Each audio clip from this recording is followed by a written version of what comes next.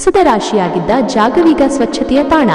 ಹೌದು, ಬೆಂಗಳೂರಿನ old ಗುಡ್ಡದಹಳ್ಳಿಯಲ್ಲಿ BBMP ಮತ್ತು ಸಾರ್ವಜನಿಕರ ಜಂಟಿ ಕಾರ್ಯಾಚರಣೆಯಿಂದ ದೊಡ್ಡದೊಂದು ಬದಲಾವಣೆ ಸಾಕಾರಗೊಂಡಿದೆ.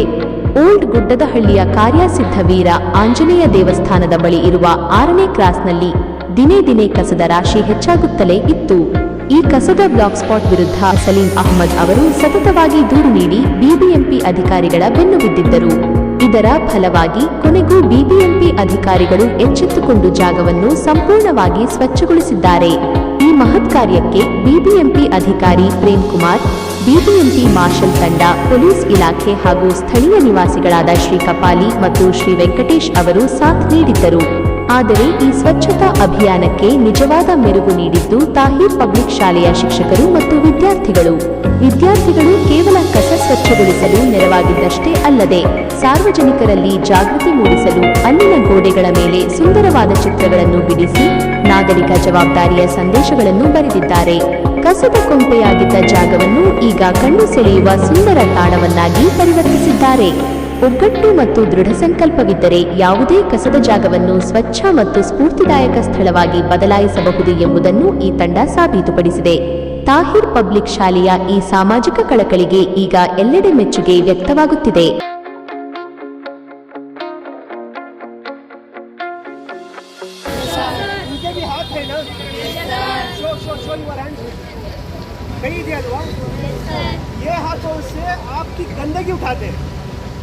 Why?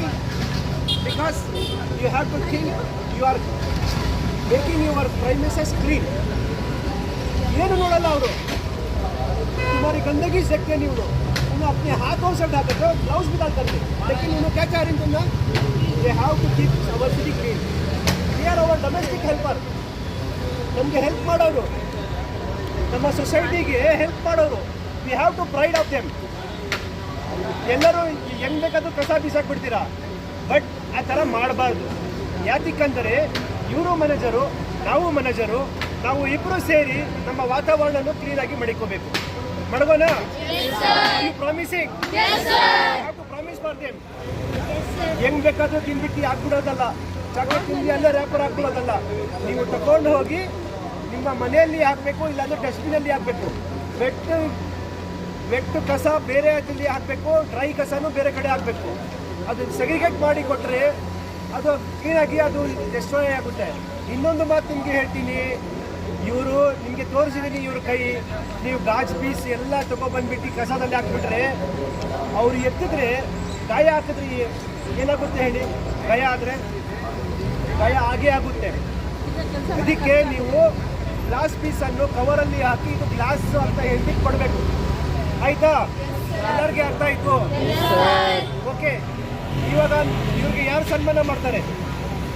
Who? you students, because this is your city, you have born here, that's why you have to bring that change.